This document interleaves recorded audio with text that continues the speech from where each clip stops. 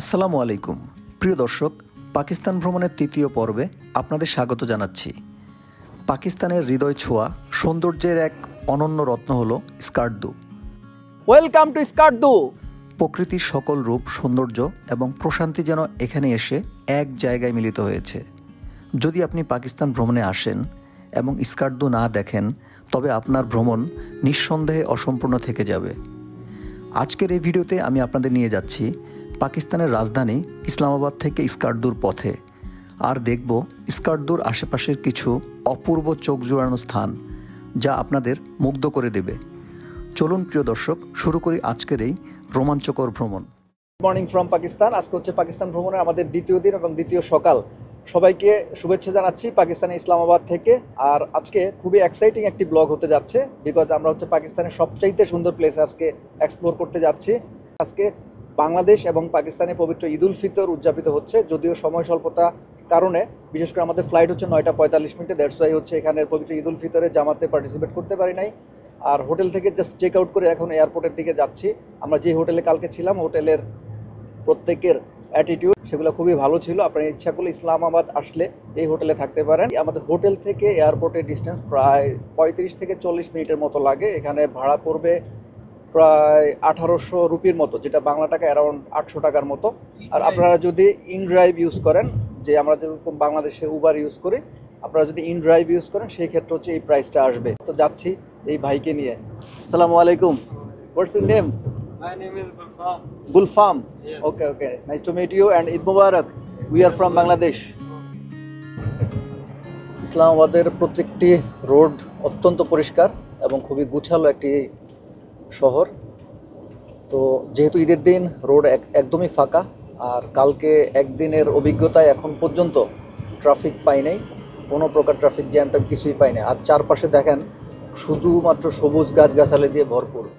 Finally airport এরিয়াতে চলে আসছি, ডোমেস্টিক এরিয়াতে। আর এদের এয়ারপোর্টটা খুবই গুছালো, খুবই সুন্দর, একদম নিট অ্যান্ড ক্লিন, খুবই সিমসাম একটা এয়ারপোর্ট। এই জাস্ট এয়ারপোর্টের আউটসাইড এরিয়াটা আপনাদের একটু দেখাচ্ছি। ভিতরে প্রবেশ করতেছি, এই যে ডোমেস্টিক ডিপার্চার লেখা আছে, এটা হচ্ছে আমাদের বিমান, সেই PIA পাকিস্তান এয়ারলাইন্সের বিমান। আমরা এখন যাচ্ছি তাতে।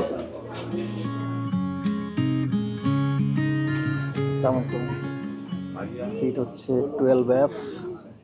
আলহামদুলিল্লাহ ফাইনালি আমাদের ফ্লাইট ছেড়ে দিয়েছে। আমরা এখন যাচ্ছি ইসলামাবাদ ইন্টারন্যাশনাল এয়ারপোর্ট থেকে স্কার্দুর উদ্দেশ্যে। এখানে যেতে সময় লাগবে বিমানে করে 50 মিনিটের মতো। তবে আপনারা ইচ্ছা করলে বাসে করেও ইসলামাবাদের রাওয়ালপিন্ডি থেকে প্রায় 5000 রুপিতে যেতে পারবেন স্কার্দুতে। সেই ক্ষেত্রে সময় লাগবে প্রায় 8 থেকে 10 ঘন্টার মতো। তো আমরা টাইম সেভ করার জন্য আমরা এয়ারে যাচ্ছি। আমাদের বিমান ভাড়া পড়েছিল বাংলা টাকায় প্রায় 17,000 টাকা, যেটা রুপিতে 39,000 প্লাস হবে। তবে আপনারা যদি কেউ 1 থেকে 1.5 মাস আগে টিকিট কাটেন, সেই ক্ষেত্রে 10 থেকে 12,000 টাকায় যেতে পারবেন। একটা খাবার দেওয়া হয়েছে, ফার্স্টে হচ্ছে এখানে কোল্ড ড্রিঙ্কস, প্যাকেজিংটা খুবই সুন্দর। একটা স্যান্ডউইচ আছে, তারপর হচ্ছে একটা কেক, স্যান্ডউইচ কেক, আর হচ্ছে দুটো স্পুন আর টিস্যু আছে, তাছাড়াও জুস আছে।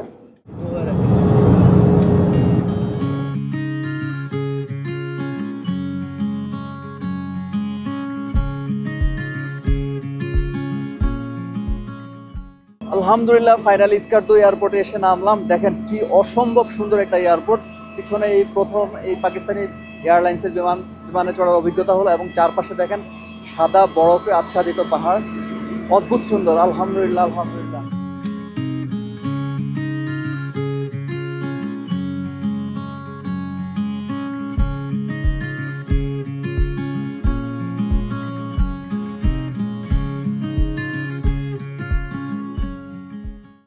সো ভিউয়ার্স, এয়ারপোর্ট এরিয়া থেকে জাস্ট কমপ্লিট করে সব প্রসিডিউর, এখন হচ্ছে এয়ারপোর্ট এরিয়ার বাইরে আছি এখন।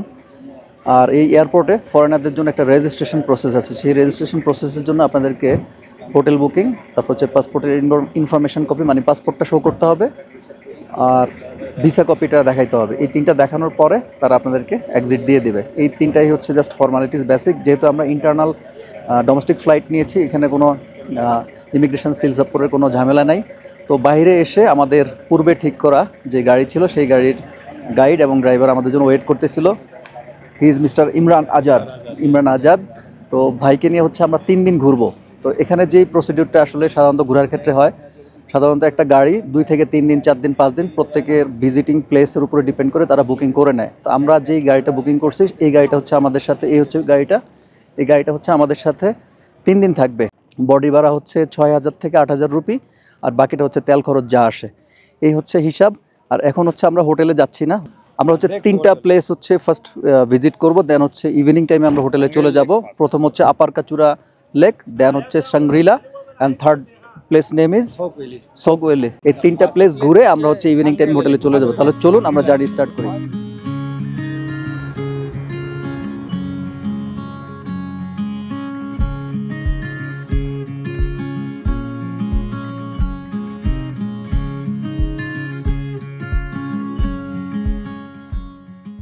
এই হচ্ছে এখানে স্কার্দু লেখা একটি সুন্দর প্লেস আছে, এখানে আপনারা ছবি তুলতে পারবেন।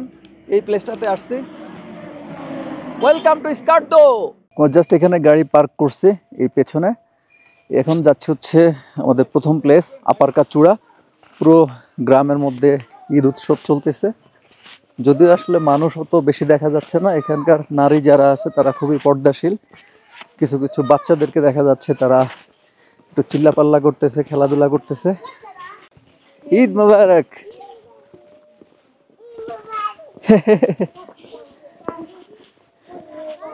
ঈদ মোবারক। ওকে ওকে, থ্যাংক ইউ। আমি রাস্তা ভুলে গেছিলাম, জাস্ট আমাকে বলে দিল যে এদিক দিয়ে যেতে। আমার হাতের বাঁদিকে হচ্ছে হিমালয় পর্বত, এটা হচ্ছে নেপালে অবস্থিত, আর ডান দিকে হচ্ছে কারাকোরাম। এই যে কারাকোরাম পাহাড়, এর মাঝখান দিয়ে হচ্ছে সরু রোড দিয়ে আমরা হেঁটে যাচ্ছি। ফাইনালি আপার কাচুরা লেক চলে আসছি 10 মিনিট হাঁটার পরে। এই লেকটা সম্পর্কে একটু বলি। এই লেকটা হচ্ছে 1.5 কিলোমিটার লম্বা এবং 80 ফিটের মতো এটা ডেপথ আছে। উইন্টার সিজনে যখন হেভি উইন্টার থাকে, লাইক জানুয়ারি, ডিসেম্বর বা ফেব্রুয়ারি, তখন হচ্ছে এই লেকটা সম্পূর্ণ বরফ হয়ে যায়। এখানে আসলে আপনারা এরকম স্পিড বোটে ঘুরতে পারবেন।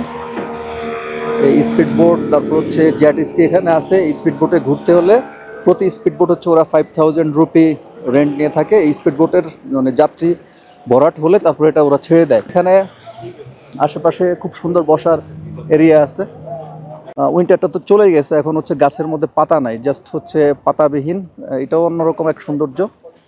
আপার কাচুরা লেকে এসে জাস্ট এই ফার্স্ট টাইম আমার নতুন ড্রোনটি ফ্লাই করতেছি। বিসমিল্লাহির রহমানির রহিম।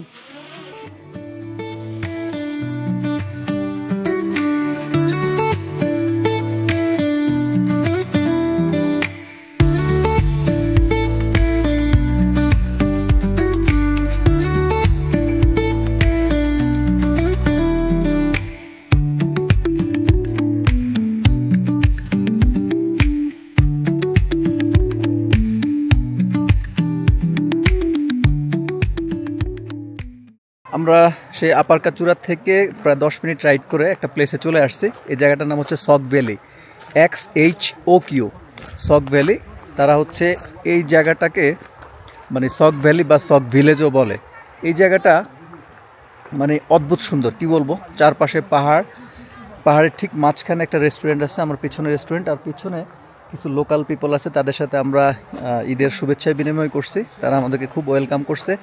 ভাই সবচেয়ে বড় মজার ব্যাপার কি জানেন, পাকিস্তানে এসে আজকে 2 দিন যাবত তাদের থেকে এত সুন্দর অ্যাটিটিউড পাইছি। ইভেন আমাদের গাড়ি ড্রাইভারের থেকে যে জিনিসটা শুনতেছি, 1980 সালের দিকে মনে হয় তাদের এখানে একবার এক লোককে মানে কোনো কারণে শাস্তি দেওয়া হয়েছিল, মানে জেলে থাকছিল। ইভেন এখানে পুলিশ স্টেশনও নাই, তারপর হচ্ছে আর্মিদের আছে, মানে কি বলে ক্যাম্প আছে, কিন্তু এখানে কেউই কোনো প্রকার অন্যায়ের সাথে জড়িত নাই, মানে কোনো প্রকার ক্রাইম নাই, কিছু নাই। এত নিট অ্যান্ড ক্লিন, এত নিট চলাফেরা তাদের যে মহিলারা আছে তারা খুবই পর্দার মধ্যে থাকে। মানে রাস্তার মধ্যে আমরা কোনো মহিলাকে দেখতে পাই না, কিছু কিছু পিচ্ছি বাচ্চা দেখছি, মেয়ে ছেলে সবাইকে দেখছি। মানে অদ্ভুত সুন্দর একটা জায়গা। তো এখানে আমরা ইনশাল্লাহ কিছুক্ষণ বসবো এবং এখানে কিছু স্ন্যাক্স আইটেম নিব, চা খাবো, তারপর এখান থেকে আমরা আবার আরেকটা জায়গায় চলে যাব। আমি আপনাদেরকে একটু দেখাচ্ছি, দেখেন কি সুন্দর লাগতেছে। এদিক দিয়ে পাহাড়ি যে বরফ আছে, বরফ গলে গলে এই পাহাড়ের কোল ঘেঁষে এই পানি চলে যাচ্ছে, কত ক্রিস্টাল ক্লিয়ার পানি। আর সেই দূরে দেখা যাচ্ছে সাদা পাহাড়। এইতে কয়েকটা বাচ্চা খেলা করতেছে এই লেকের মধ্যে। আর ঠিক এদিকে দেখেন কত সুন্দর করে অ্যারেঞ্জ করা আছে চেয়ারগুলা। এই জায়গাটা মানে যখন আরও উইন্টার সিজনে আপনারা আসবেন, ডিসেম্বর বা জানুয়ারি, তখন আরও বেশি বরফে আচ্ছাদিত থাকবে, তখন আরও অন্যরকম সুন্দর লাগবে। তবে এখনকার ওয়েদারটা আমাদের খুবই পারফেক্ট ওয়েদার মনে হচ্ছে, মানে খুব ঠান্ডাও নাই খুব গরমও নাই, মাঝে মধ্যে সানলাইট যখন থাকে দুপুর বেলা তখন হচ্ছে একটু খুব গরম ওয়েদার লাগে, পরে আবার আস্তে আস্তে আস্তে কুল হয়ে যায়। রাতের বেলা মোটামুটি এখন মাইনাস নাই, তবে 5-6 মতো পাওয়া যায়। আশেপাশে পরিবেশ এত সুন্দর একটা পরিবেশ, তার মধ্যে লেক দিয়ে পানি যাচ্ছে সেই বরফে আচ্ছাদিত পাহাড় গলে। ঠিক এই পাশে বসে আমি স্ন্যাক্স আইটেম খাচ্ছি। এটা হচ্ছে পাকোড়া, তারা হচ্ছে লোকালভাবে মেড করছে। আর এটা হচ্ছে ফ্রেঞ্চ ফ্রাই, সাথে হচ্ছে 1 কাপ চা। আলহামদুলিল্লাহ, মানে খুব ভালোভাবে এনজয় করতেছি স্কার্দুর এই সক ভ্যালি। বিসমিল্লাহ।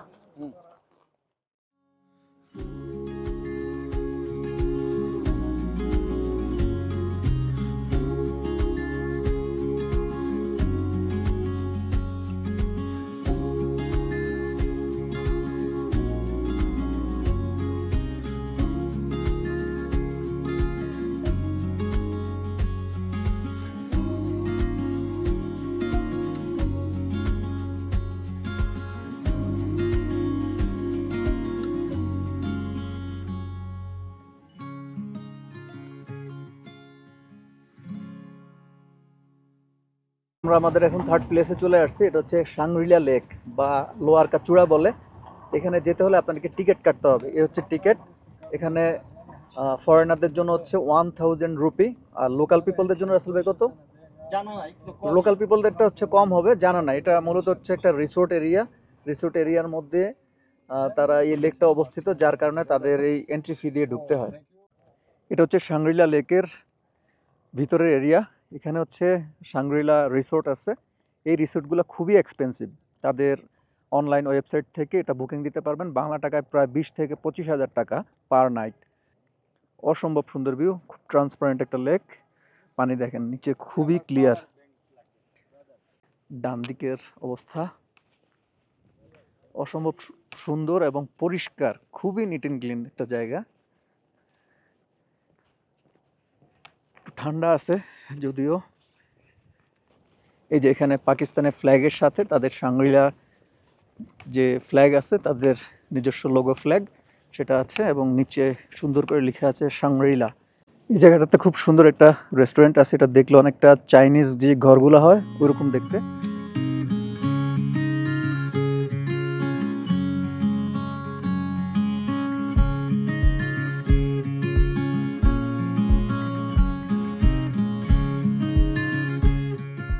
What's your name?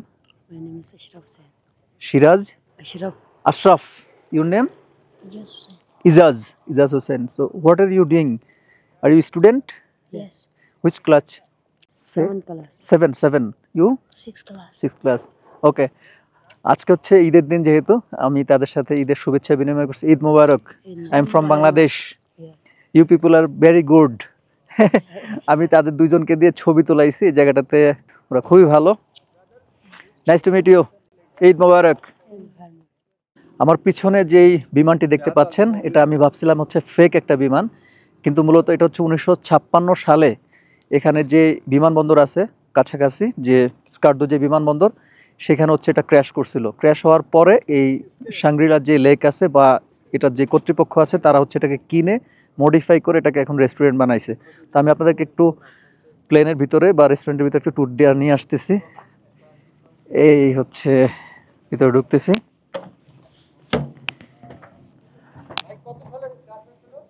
এই হচ্ছে ডান দিকের অবস্থা, আর এই হচ্ছে ভিতরে। মানে এটা ছোট একটা বিমান, জাস্ট রেস্টুরেন্টের জন্য এখন ইউজ করতেছে তারা।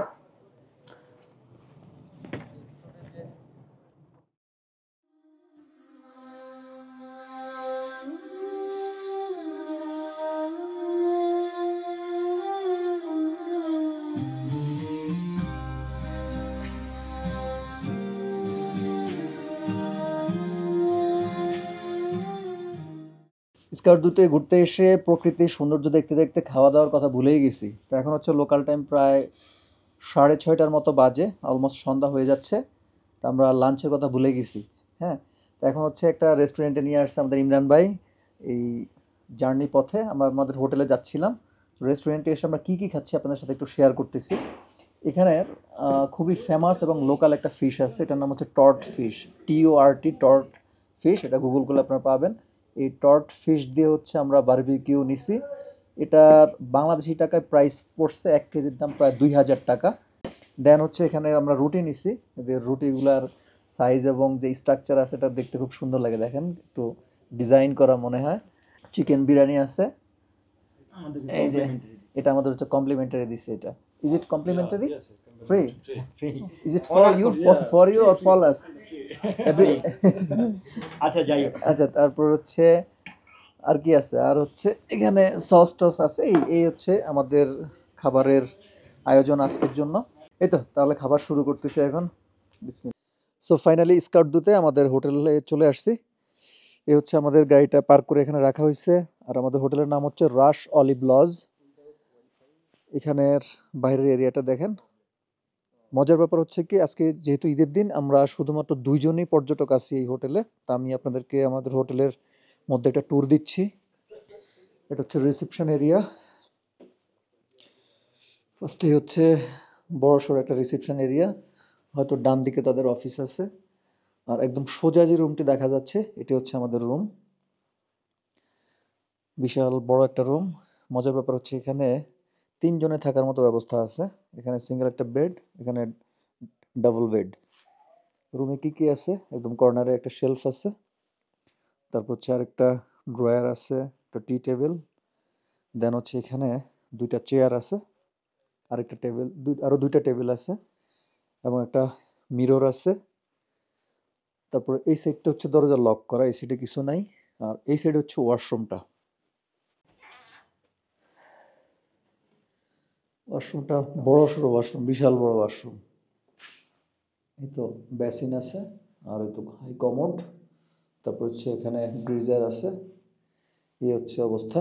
সো আমি আপনাদেরকে এই রুমের রেন্ট সম্পর্কে একটা আইডিয়া দিচ্ছি। আমরা এই রুমটাতে বেসিক্যালি 3 রাত থাকবো। 3 রাত থাকার জন্য আমাদের প্রতি রাতে বাংলা টাকায় প্রায় 2200 টাকার মতো পড়ছে।